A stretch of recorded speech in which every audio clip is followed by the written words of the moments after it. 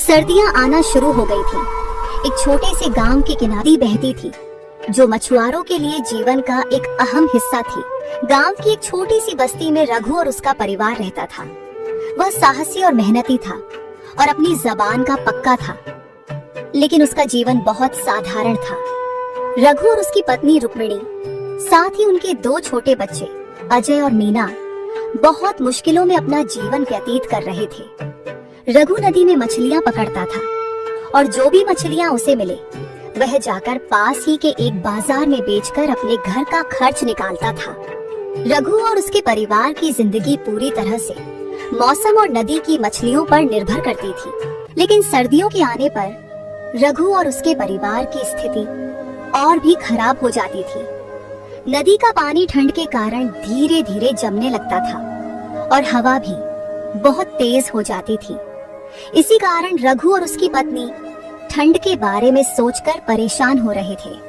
रघु अपनी पत्नी से कहता है, भाग्यवान, लगता है इस बार भी ठंड बहुत बढ़ने वाला है। पता नहीं मछलियाँ पकड़ भी पाऊंगा या नहीं। उसकी पत्नी उसकी बात सुन के बोलती है, अरे आप इतना चिंता मत करिए, भगवान पर भरोसा रखिए। वह दिन भी आ गया जब ठंड ने अपने सारे रिकॉर्ड तोड़ दिए। दिसंबर का महीना था और ठंड की लहर ने पूरे गांव को अपनी गिरफ्त में ले लिया। लेकिन बेचारे रघु को इतनी सर्दी में भी नदी में जाकर मछलियां पकड़नी थी। अगर वह नहीं जाता तो उसे और उसके परिवार को भूखा रहना पड़ता। ये ठंड का मौसम उसके लिए चुनौती भरा था, पर अपने परिवार के पेट की खातिर वह हर मुश्किल को सहने के लिए तैयार था। ऐसे ही एक दिन रघु मछलियां पकड़ने के लिए निकलने वाला था। तभी रुक्मिणी ने रघु से कहा, ए जी, ठंडी की मौसम आ गया है, बाहर इतनी ठंड है, आप नदी में मत जाइए। कुछ और काम क्यों नहीं कर लेते इन सर्दियों में? इतनी ठंड में बाहर मत जाइए ना, सेहत पर बुरा असर पड़ेगा।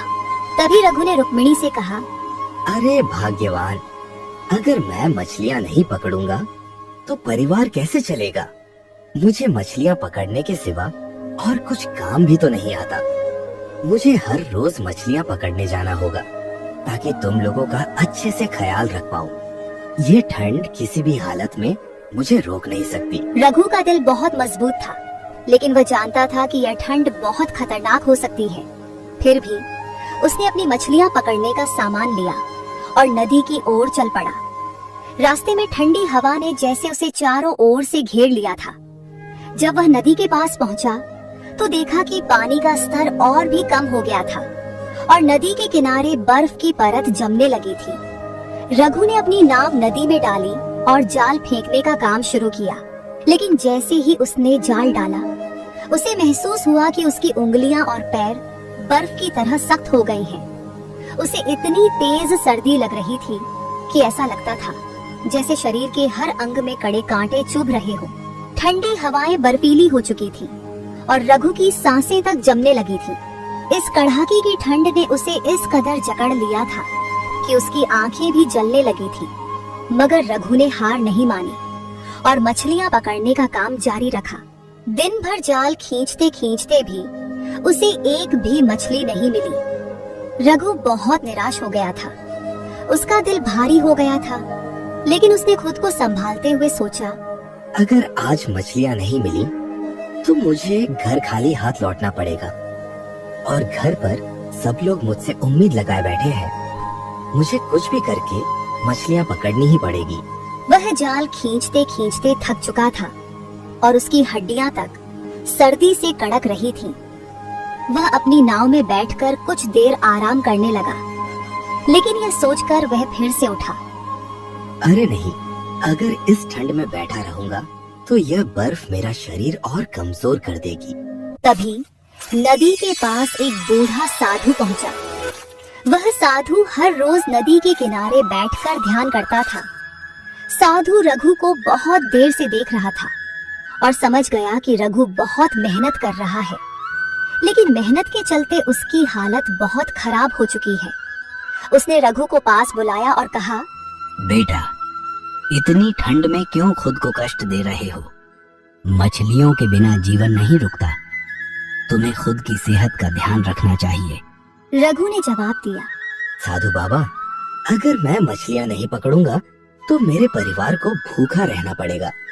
मेरी पकड़ी हुई मछलियों पर ही हमारी पूरी जिंदगी टिकी है।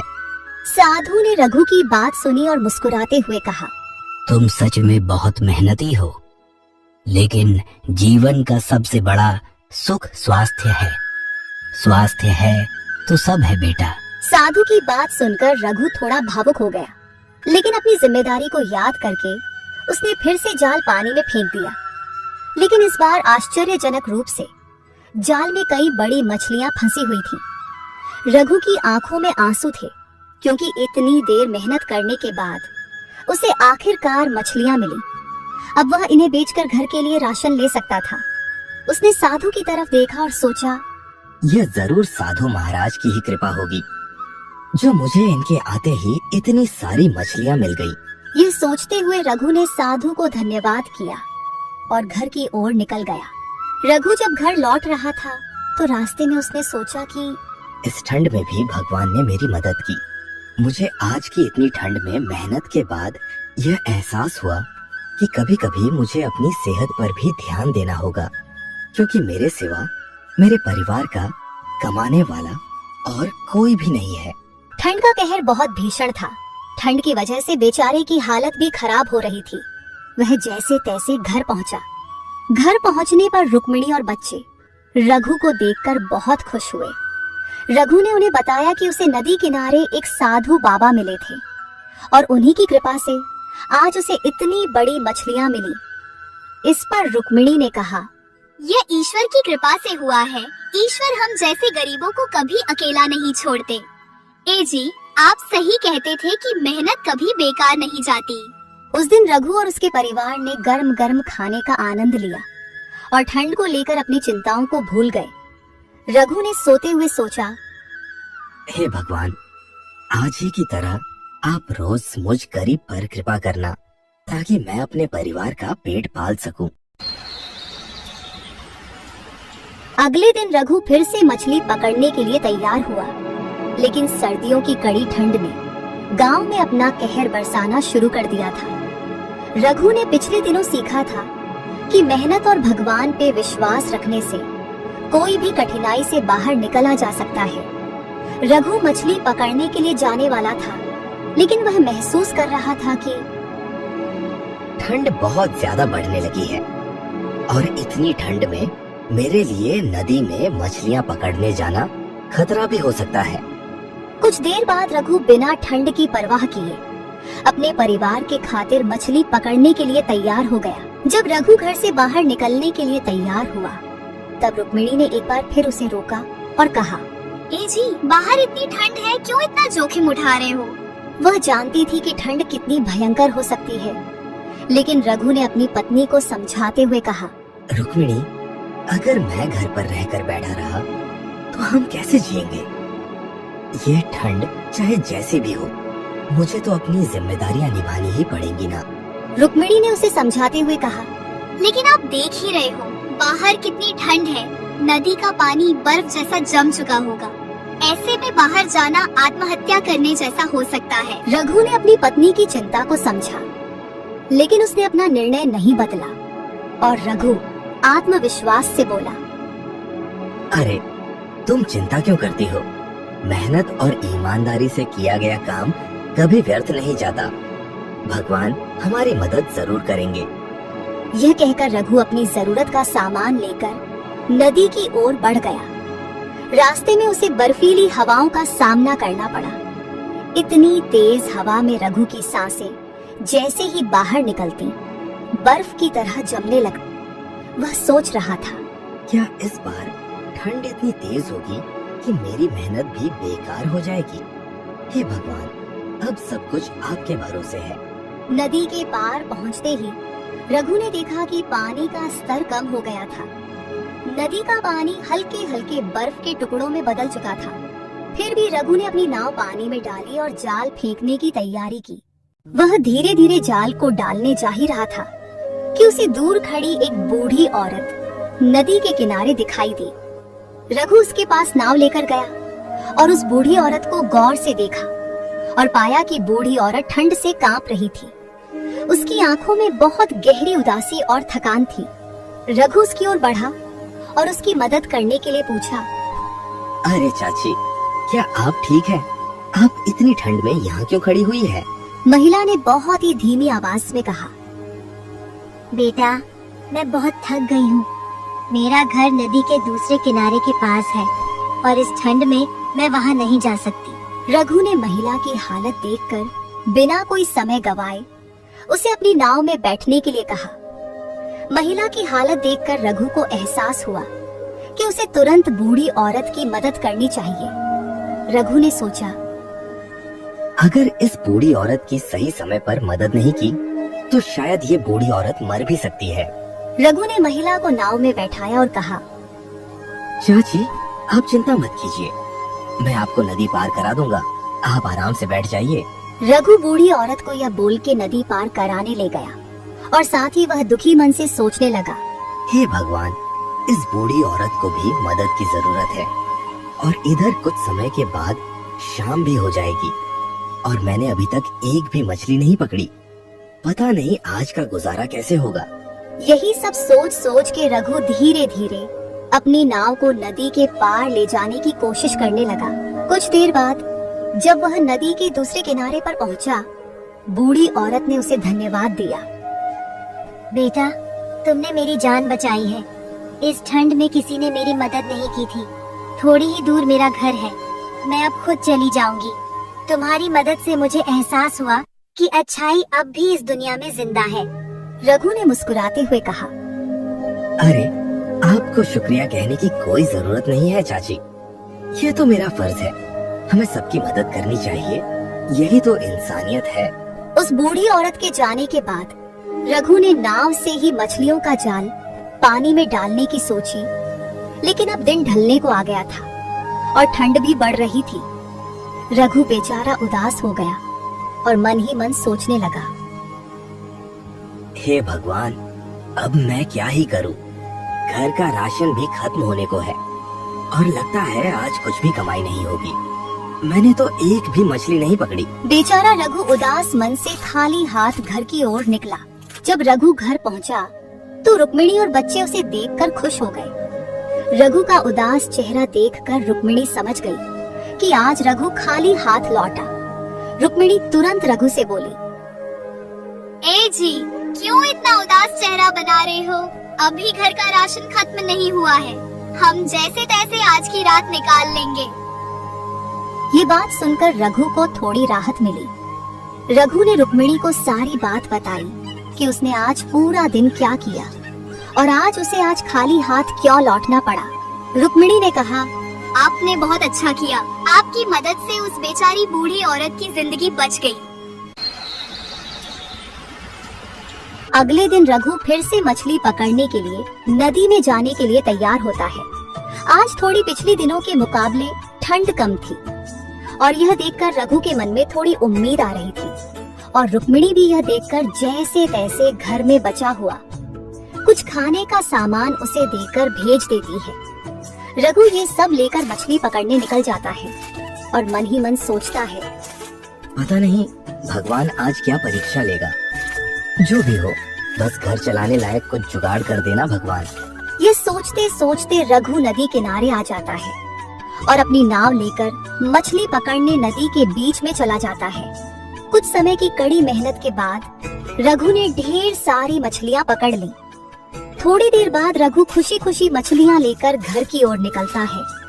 तभी उसके सामने वही साधु बाबा आ जाता है और रघु से बोलता है, बेटा, क्या तुम मुझे अपनी मछलियां दे सकते हो? मेरे आश्रम के बच्चे भूखे हैं और मैं उन लोगों के लिए आज कुछ भी खाने का बंदोबस्त नहीं कर पाया। साधु महाराज की बात सुनकर रघु बड़ी परेशानी में पड़ गया था। अब बेचारा करता तो क्या करता। रघु सोचने लगता है, यह तो वही साधु महाराज है जिन्होंने मेरी एक दिन मदद की थी। अब मैं उनकी बात को मानने के सिवा और कुछ भी नहीं कर सकता, नहीं तो मुझे पाप लगेगा। लेकिन मुझे अपने घर की भी तो चिंता करनी होगी। रघु ये सब सोच ही रहा था, तभी साधु बोला, बेटा, तुम मुझे थोड़े से मछलियां दे दो। पूरी की पूरी देने की जरूरत नहीं है, तुम्हें भी तो अपना घर चलाना है। यह सुनकर रघु को थोड़ी सी राहत मिली और वह अपनी मछलियां साधु महाराज को देकर अपने लिए कुछ मछलियां ले गया। असल में साधु रघु को परख रहा था। साधु रघु को हमेशा नदी में कड़ी मेहनत करते हुए देखता था और इसीलिए साधु रघु की कुछ मदद करना चाहता था। लेकिन बिना ये जाने कि रघु अच्छा इंसान है या बुरा, साधु रघु की मदद नहीं कर रहा था। साधु देखना चाहता था कि रघु के मन में दूसरे के लिए कितनी उदार भाव रखता है। रघु के घर लौटते ही रुक्मिणी बोली, ए जी, अच्छा हुआ आज खाली हाथ नहीं लौटे, कुछ तो मिला आखिरकार। पर आप ये आज मछलियाँ बेचने बाजार क्यों नहीं गए? तभी रघु ने रुक्मिणी से कहा, अरे भाग्यवान, इतने से मछलियाँ कहाँ बेचने ले जाऊं? वैसे भी घर में कुछ तो राशन है ही, और आज साथ में ये मछलियाँ ही पका के खाते हैं। और ऐसे ही रात को सब लोग एक साथ खाना खाकर सो गए। ऐसे ही कुछ दिन बीत जाने के बाद एक दिन सुबह जब रघु और उसकी पत्नी नींद से उठे तो उन्होंने देखा कि बहुत जोर की बारिश हो रही थी और बारिश के कारण ठंड मानो 2 गुना बढ़ गई हो। दोनों बारिश को देखकर थोड़े निराश जैसे लग रहे थे और तभी रघु उदासी भरी आवाज में बोला, अरे भाग्यवान, ये सब क्या हो रहा है हमारे साथ? हर दिन हमारी समस्या बढ़ती ही जा रही है। इतनी मुश्किल क्या कम थी जो आज बारिश भी हो गई?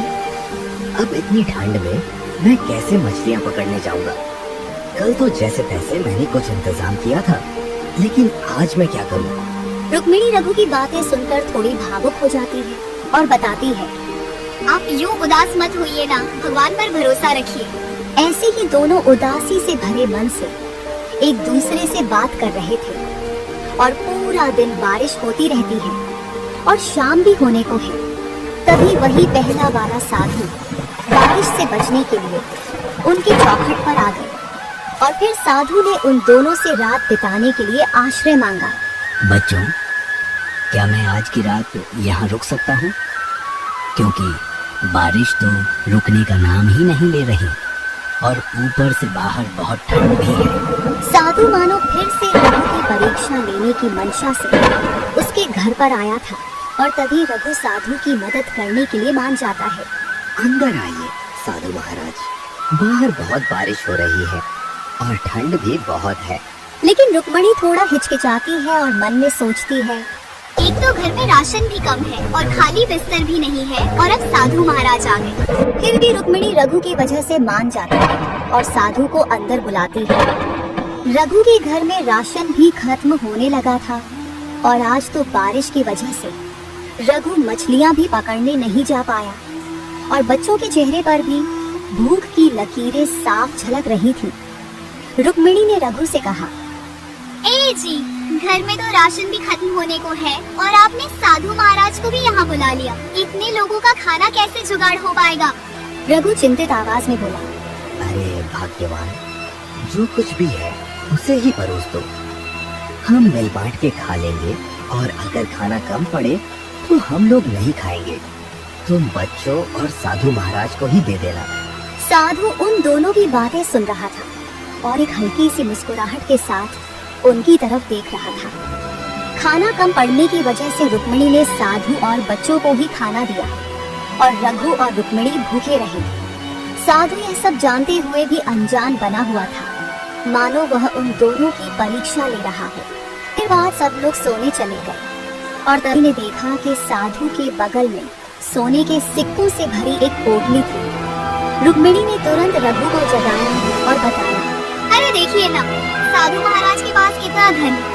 तभी रघु ने रुक्मिणी से कहा, भाग्यवान, साधु महाराज को बहुत से अमीर लोग दान के रूप में धन देते ही रहते हैं। यह भी शायद किसी ने उन्हें दान किया होगा। और वैसे भी साधु महाराज दानों से अपने आश्रम के बच्चों का पेट पालते हैं और उन्हें शिक्षा देते हैं। रघु और रुक्मिणी की आर्थिक अवस्था इन दिनों ठंड की मौसम की वजह से खराब होती जा रही थी। रघु का काम भी अच्छा नहीं चल रहा था और इसी बुरी परिस्थिति के मारे रुक्मिणी के मन में लालच आ गई थी। रुक्मिणी ने रघु से कहा, ए जी, थोड़ी सी सिक्के हम रख लेते हैं, साधु महाराज को पता नहीं चलेगा और हमारी भी थोड़ी सी जरूरत पूरी हो जाएगी। वैसे भी साधु महाराज को इतना धन की आवश्यकता नहीं होती होगी। रघु थोड़ा गुस्से में रुक्मिणी से कहा, अरे तुम क्या पागल हो गई हो? ये क्या करने की सोच रही हो? हमें पाप लगेगा। वो उनका दान में पाया हुआ धन है। साधु को यह सब कुछ सुनाई दे रहा था और वह सोने का नाटक कर रहा था। कुछ देर बाद रुक्मिणी के बहुत समझाने पर रघु आखिरकार बुरी परिस्थितियों के चलते रुक्मिणी की बात मान लेता है और दोनों चुपके से कुछ सिक्के रख लेते हैं। ऐसे ही कुछ देर बाद सुबह हो जाती है और साधु उन दोनों से विदा लेकर निकल जाता है। रघु भी कुछ देर बाद मछलियां पकड़ने के लिए नदी की ओर निकल जाता है। ऐसे ही कुछ दिन बीत जाते हैं। साधु से चुराए हुए सिक्कों से रघु और उसके परिवार की जिंदगी थोड़ी बेहतर हो गई थी और धीरे धीरे ठंड भी कम हो रही थी। रघु अब रोज बिना मुश्किल के 2-4 मछलियां पकड़कर लाता था और बाजार में बेच देता था। ऐसे ही उनकी जिंदगी खुशी से चल रही थी। एक दिन रघु मछलियां पकड़ने नदी जा रहा था और तभी रास्ते में उसे साधु दिखाई दिया। साधु को देखकर रघु थोड़ा घबरा गया और वहाँ से भाग आया। साधु यह सब देख लेता है और रघु को देख के साधु के चेहरे पर एक हल्की सी मुस्कुराहट होती है। कुछ समय बाद रघु घर लौटकर देखता है कि रुक्मिणी बहुत घबराई हुई है। रघु ने तुरंत रुक्मिणी से पूछा, अरे भाग्यवान, क्या हुआ? क्यों इतना घबराई हुई हो? रुक्मिणी ने घबराई हुई आवाज में कहा, अरे देखिए ना, क्या हो गया हमारे बेटे को? ये कुछ भी नहीं बोल रहा है और उठ भी नहीं रहा। रघु का बेटा अजय बहुत बीमार था और वह बिस्तर पर लेटा हुआ था, कुछ भी नहीं बोल रहा था। तभी रुक्मिणी बोलती है, ए जी, आप जल्दी जाइए ना, वैद्य जी को बुलाकर लाइए। रघु दौड़ते हुए वैद्य जी को बुलाकर लाता है और वैद्य जी अजय को देखकर बोलते हैं, अरे रघु, ये बहुत बीमार है, इसका इलाज यहाँ नहीं हो पाएगा। उसको जल्दी से शहर ले जाओ इलाज के लिए। मुझे तो इसकी बीमारी ठीक से समझ ही नहीं आ रही है। दिखने में तो ठीक जैसा लग रहा है, लेकिन अंदर से ये बहुत बीमार है। वैद्य जी की बात सुनकर दोनों चिंता में पड़ गए। दोनों ने सोचा कि अपने बेटे को शहर के अस्पताल में ले जाएं, लेकिन उनके पास इतना पैसा नहीं था। रुक्मिणी बोली, ए जी, आप जाओ ना, किसी से उधार मांग के लाओ, नहीं तो हमारे बेटे का इलाज नहीं हो पाएगा। रघु तुरंत गांव में अपने पड़ोसियों से उधार मांगने के लिए गया। कहीं से भी वह पैसे का बंदोबस्त नहीं कर पाया। किसी के पास पैसे नहीं थे तो कोई उसे पैसे उधार नहीं देना चाहता था। रघु उदास मन से घर लौटा। रुक्मिणी ने रघु को देखकर तुरंत पूछा, क्या हुआ, पैसे मिले या नहीं मिले? रघु उदासी भरी आवाज में बोला, नहीं भाग्यवान, मैंने बहुत कोशिश की, लेकिन मैं पैसे जुटा नहीं पाया। कुछ समय तक कहीं से भी पैसे का बंदोबस्त नहीं होने पर रुक्मिणी के मन में साधु का ख्याल आया और रुक्मिणी बोली, ए जी, आप जल्दी से जल्दी जाकर साधु महाराज से कुछ उधार लेके आइए ना।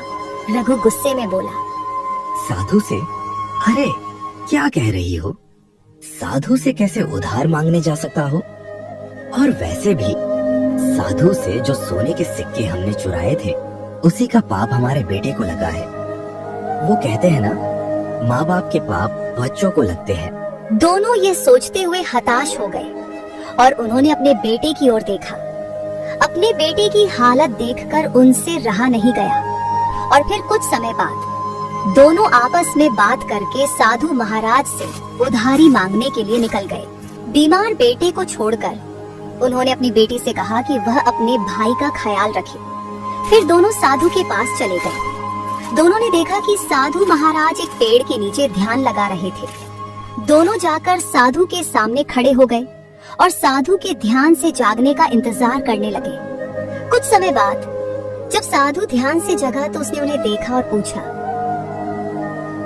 क्या हो गया? तुम दोनों इतनी घबराए हुए क्यों आए हो?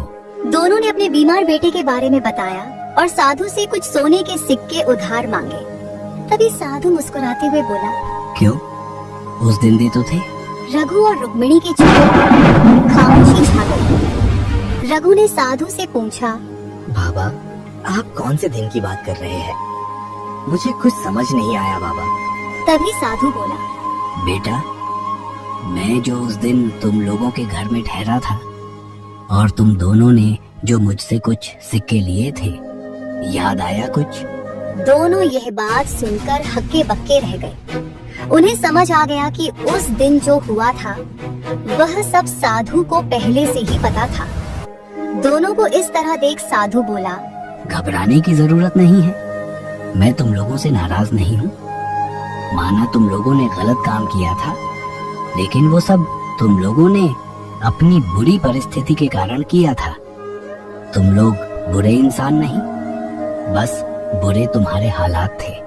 ये सुनकर रघु और रुक्मिणी ने साधु से माफी मांगी और वे शर्मिंदा होकर घर लौट जाने की सोचने लगे। और रुक्मिणी बोली, हमें माफ कर दीजिए साधु महाराज, हमसे बहुत बड़ी गलती हुई है। हम अपनी गलती का प्रायश्चित जरूर करेंगे और आपसे चुराए हुए सिक्के आपको वापस कर देंगे। अभी हम चलते हैं, हमारे बेटे को हमारी जरूरत है। रघु रुक्मिणी के बात से हामी भरी और बोला, जी बाबा, हमें माफ कर दीजिए, अभी हम चलते हैं, हमारे बच्चे को हमारी जरूरत है। तभी साधु बोला, रघु सुनो, तुम एक अच्छे इंसान हो, बस तुमसे बुरे हालात के चलते गलती हुई है। मैंने तुमको कई बार दूसरों की मदद करते हुए देखा है, इसलिए मैं भी तुम्हारी मदद करूंगा। वैसे भी मुझे अपना आश्रम चलाने के लिए इतना धन की आवश्यकता नहीं होती है, मुझे बार बार लोगों से दान मिलता ही रहता है। रघु, मैं तुम्हें यह धन तुमने जो अच्छे कर्म किए हैं उसके आशीर्वाद के रूप में दे रहा हूँ, इसे ग्रहण करो। ये बोलकर साधु ने उन्हें सोने के सिक्के दे दिए। साधु से मदद पाकर दोनों की आंखें भर आईं और दोनों ने साधु का धन्यवाद किया। फिर दौड़ते हुए अपने बीमार बच्चे के लिए घर की ओर निकल पड़े। थोड़ी देर बाद घर पहुंचकर उन्होंने देखा कि उनका बेटा अजय चमत्कारी रूप से ठीक हो गया था। यह देखकर दोनों ने शांति भरी लंबी सांस ली और मन ही मन साधु और भगवान का शुक्रिया अदा किया। और फिर उन्होंने एक दूसरे से कहा, अरे भाग्यवान, हमने जो किया सो किया। अब चाहे जैसी भी बुरी परिस्थिति हो, हम कभी कुछ गलत कदम नहीं उठाएंगे। हाँ जी, हम कभी वैसा पाप दोबारा नहीं करेंगे, नहीं तो हमारे पापों की सजा हमारे बच्चों को मिलती है। ऐसे ही रघु और रुक्मिणी साधु के दिए हुए सिक्कों से और मेहनत करके अपने बाकी का जीवन खुशी से बिताने लगे।